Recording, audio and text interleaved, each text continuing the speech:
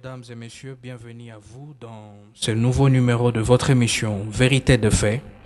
Dans ce nouveau numéro, il sera question de parler de la vision, de l'objectif et du constat qui a engendré les partis P4, Parti du peuple pour la paix et le progrès, parti cher à Emery Patrice Mandundu. Pour en parler, nous avons le coordonnateur national adjoint de la tribune du parti, qui est Camille Mundele. Alors, Monsieur Camille, bonsoir. Bonsoir, merci, monsieur le journaliste. Merci pour l'accueil. Nous sommes là pour répondre aux préoccupations, aux multiples préoccupations du parti, allais-je dire.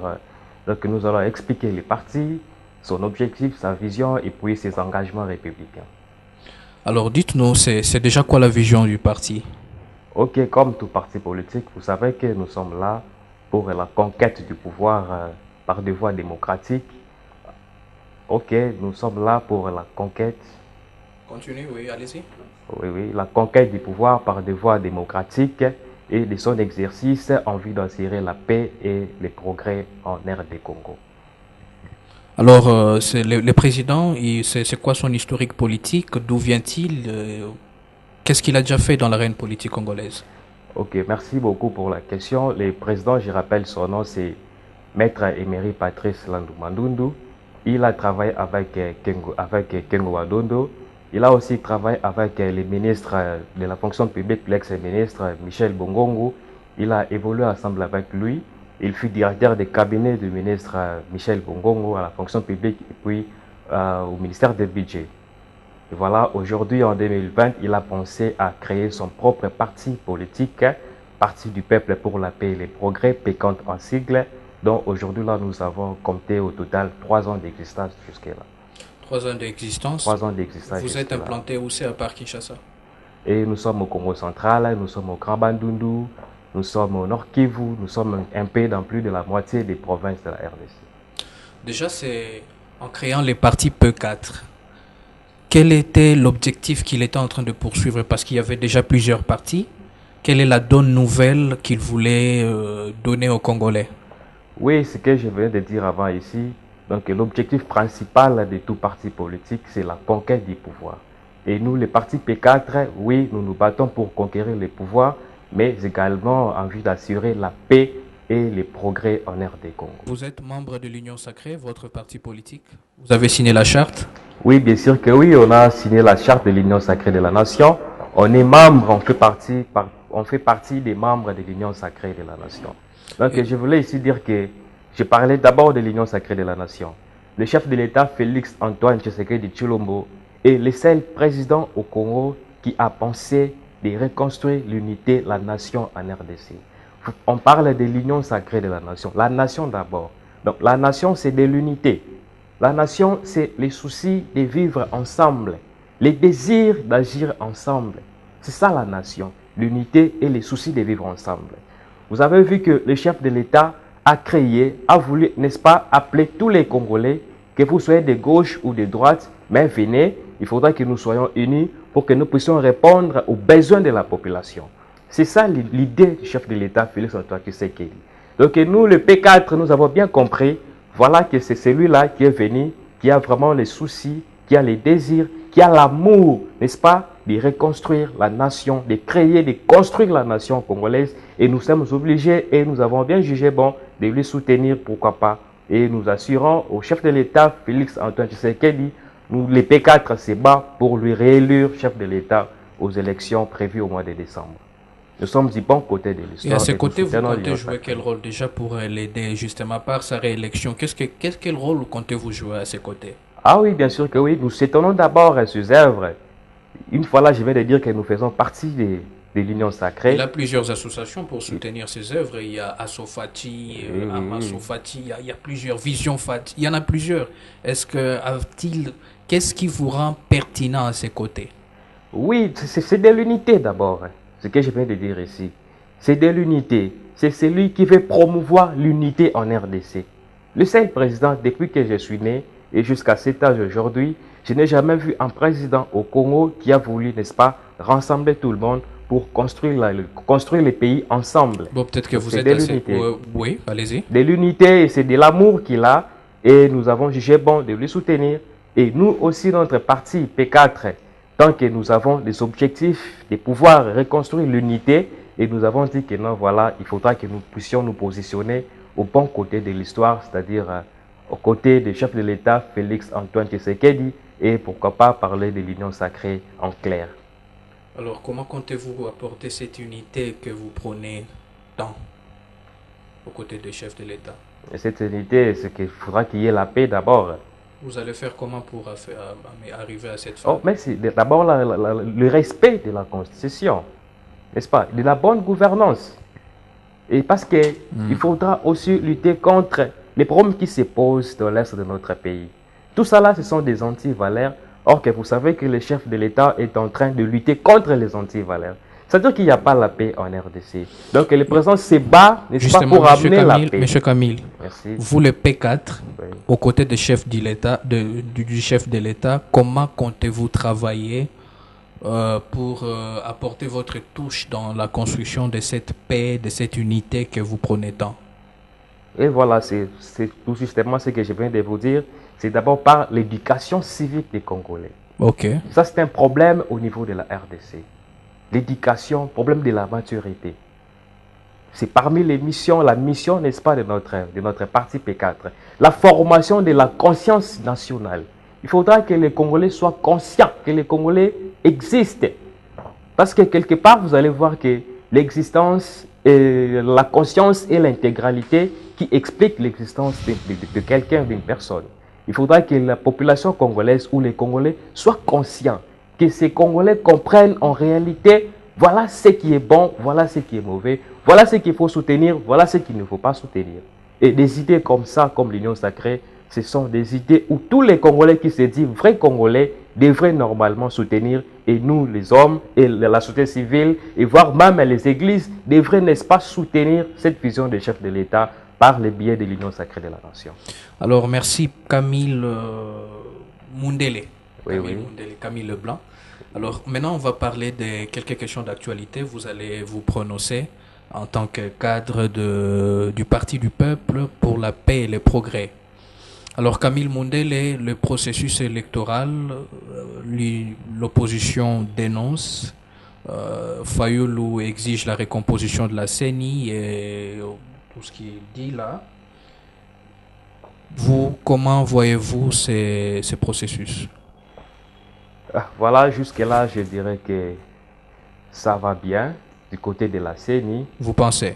Et je suis trop sûr et certain que ça va bien. Le président de la CENI lui-même émet des craintes. Non, mais ça va aller. Nous sommes. C'est bien. C'est lui le technicien de la République. Je pense que c'est l'organe essentiel de nous dire, d'organiser les choses. Je vous dis que jusque-là, ça va. Et vous avez parlé de Martin Fayulu ou carrément de l'opposition. Je ne sais pas de quelle opposition s'agit-il. Je vous l'ai cité, vous l'avez cité. Quel est leur plan? Ils ont quel plan? Ils ont détruit hier. Aujourd'hui, ils pensent qu'ils vont construire. Non. Fayulu était à la gestion? Non, je parle de l'opposition.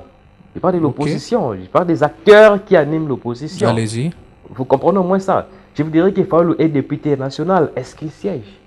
Ça, c'est un problème. Nous, les Congolais, on ne peut pas suivre des gens pareils. Ils ont détruit hier, aujourd'hui vient, voilà. Et dans tout ce qu'ils déclarent là, où est l'intérêt de la population? Nous, peuple, où est notre place dans tout ce qu'ils sont en train de déclarer, de réclamer? Vous pensez que c'est une opposition des nuls des sens, je peux dire. Et comment ça? Les nuls des sens, ça n'a pas de l'impact. C'est du théâtre, je dirais, voilà. Toute cette foule qui était à la place Sainte-Thérèse les dimanches, c'était pour faire du théâtre, pensez-vous? Mais je dirais ceci à cette foule. Quelle était leur place par rapport aux propos de l'opposition? Nous, peuple congolais, qu'est-ce qu'ils réclament pour nous? Si ce n'est qu'ils cherchent de voies et moyens, comment regagner encore le pouvoir? Ça, c'est leur mission. Et pour nous, peuple congolais, qu'est-ce qu'ils déclarent pour nous, Congolais? Nous, les peuples. Vous voyez que c'est ses intérêts propres qu'ils sont en train de déclarer. C'est ses propres intérêts. Et alors pour nous, peuple? Mais ne pensez-vous pas qu'ils sont en train d'obtenir gain de cause finalement parce qu'il y a Denis Kadima, président de la CENI, qui leur tend la main parce qu'il va faire la table ronde. avec les partis politiques, il va s'inviter dans leur salon. Ne pensez-vous pas que finalement, ils sont en train d'obtenir gain de cause? Ah bon, je vous dirais qu'on a tous suivi le chef de l'État en Chine et il a dit en tout cas il y aura bel et bien les élections en 2023 et au mois de Le chef de décembre. l'État fait partie de l'exécutif. Il est le financier, certes, Oui. mais les techniciens, c'est la CENI avec Ben, vous Kadima. savez, c'est depuis le 26 que la CENI a déjà lancé le processus de dépôt des candidatures. C'est cette période du Les 26 au 15 BRTC sont juillet. ouverts, mais c'est Ouais, on justement fait à cette ça. occasion aussi Oui, qu'il a oui. annoncé qu'il va faire la ronde de guichets politiques pour parler avec les acteurs. Avec les acteurs. Et je pense que c'est pas mauvais, c'est la CENI qui décide. Et je ne suis pas de la CENI, je ne fais pas partie de la CENI, mais je soutiens. Et je pense que ça va aller toujours dans. On reste toujours dans l'opposition. Il Ok, y merci. a Matata qui, avec ses démêlés judiciaires, il y a Katumbi dont on a perquisitionné la maison et celle de, comment il s'appelle encore, Escadela Ça Salomon. va, voilà, voilà. Et toute cette agitation, bon, toute cette agitation autour des opposants, est-ce que serait-ce parce que le pouvoir a peur des opposants ou soit, comment expliquez-vous ça? Et d'ailleurs, quand vous parlez de l'opposition, je ne voulais pas que vous parliez de l'opposition. Parce que Pourquoi pas? mais cette opposition est constituée de qui? Tous ces hommes que vous venez de citer, à mon avis, ils ne peuvent jamais aujourd'hui se dire qu'ils sont opposants. Jamais. Parce en regardant Matata Ponyo, vous connaissez l'histoire Bukanga Alonso. Il a été Premier ministre en RDC. Qu'est-ce qu'il a fait pour le Congo? Vous connaissez Moïse Katumbi. Il fut gouverneur au Grand Katanga. Et vous connaissez tout, vous connaissez la réalité, vous avez quand même l'idée. Et aujourd'hui, c'est dit opposant. Opposant avec quel programme? Avec quel plan? Non, jamais, ils ne peuvent jamais se dire qu'ils sont opposants. Vous voyez un peu ça? Ils sont qui? Et la majorité, Qui quand vous sont-ils dites que la déjà? majorité a peur de l'opposition, je ne sais pas, ça s'engage que vous. Moi, à mon avis, je pense que. Je vous pose une question, vous répondez. Je Oui, donne pas j'ai un dit, avis. oui, voilà, c'est une Vous question, je répondez. comprends, mais je pense Allez-y. que la majorité n'a pas peur de l'opposition. Et je pense que cette opposition finira par se fatiguer. Ce que vous appelez soi-disant opposition, je Qu'est-ce qui pense va qu'elle leur finira fatiguer? par se Qu'est-ce qui va fatiguer. leur fatiguer? Et bon, jusqu'à ce qu'ils sont en train de déclarer, ils sont en train de crier à haute voix, nous écoutons, nous attendons. Ils vont se fatiguer parce que le chef de l'État et la CENI restent jusque-là statiques, restent jusque-là. Ils s'organisent dans la sorte que l'organisation soit réalisée effectivement au mois de décembre 2023. Et vous pensez que tout ce qu'ils sont en train de faire là, c'est tout ce que les oppositions dénoncent dans leur chair, c'est juste pour amuser la galerie? Moi, je venais de vous dire qu'ils vont se fatiguer. Je voulais aussi lancer un message direct auprès du chef de l'État, Félix Antoine Tshisekedi, et de ne pas suivre ce qu'ils sont en train de faire. Ils finiront par se fatiguer. Ils n'ont pas un planning, ils n'ont pas un projet. C'est du blabla. Tout ce qu'ils sont en train de dire là, c'est du blabla, c'est de n'importe quoi. Et qu'est-ce qui prouve que nous, peuple congolais, nous sommes derrière eux? Qu'est-ce qui prouve, qu'est-ce que justifie? C'est peut-être les foules qu'on voit dans leurs meetings, les masses qu'on voit dans Non, leurs déplacements. non. Oui, oui, ce sont des Congolais. Tout justement, je venais de vous parler ici de l'éducation civique des Congolais qui est une axe par rapport à la mission que poursuit le parti P4. Une éducation civique, une formation de la conscience nationale, la conscience des Congolais. Les Congolais doivent être conscients, conscientes. C'est ça en clair.